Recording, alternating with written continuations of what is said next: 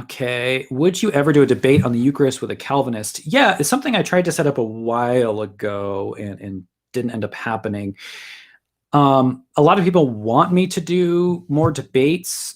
I've said a bunch of times debates are not my favorite thing to do. I'm more interested in dialogue. I think, not because I don't think debate is important, but I think debates tend to, like when you have a formal debate, it tends to be a place where some of the necessary nuance for certain discussions just can't happen because of time and because of the format.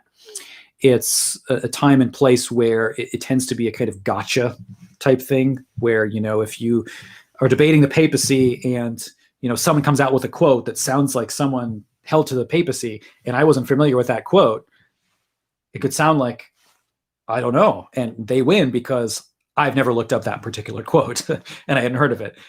But I could actually go back in context and look at the quote. It may say something very different from what the debater was intending, but it did well in debate, right? It worked well.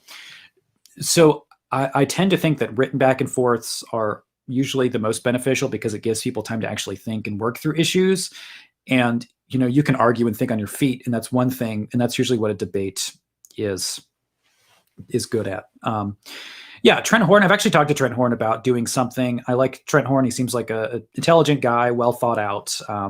Yeah, definitely respectful.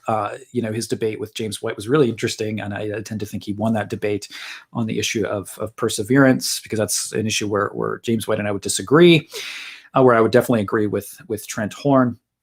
So yeah, and guys, people keep asking me to go on Reason and Theology. I do want to do it. And I did mention to them that I want to do it. I haven't set anything up yet. It's something that I want to do when I finish the Prayers of the Saints discussion, because I think once I finish that, I'll kind of have it in my head and I'll know what to say when I'm doing an engagement. I want to look at more Roman Catholic material on the subject prior to that, just so I feel like I'm well equipped. Not that I don't feel like I am now, but I want to make sure I've kind of listened to the other side as best I could before doing that. But yeah, in terms of a Calvinist debate over the Eucharist, yeah, I'd be interested in that, or of baptism. It's something that could be done.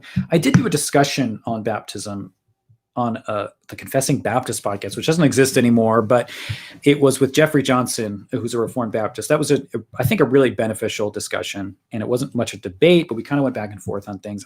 That's the kind of format I like. I like the unbelievable format. Just tends to be better. So a lot of people think if I don't debate, it's because I know that I'll lose, and I think I know that I'm wrong. But I actually think I've done decently well in the debates I've done, but it's just not my favorite format because I don't tend to find it the best. Okay.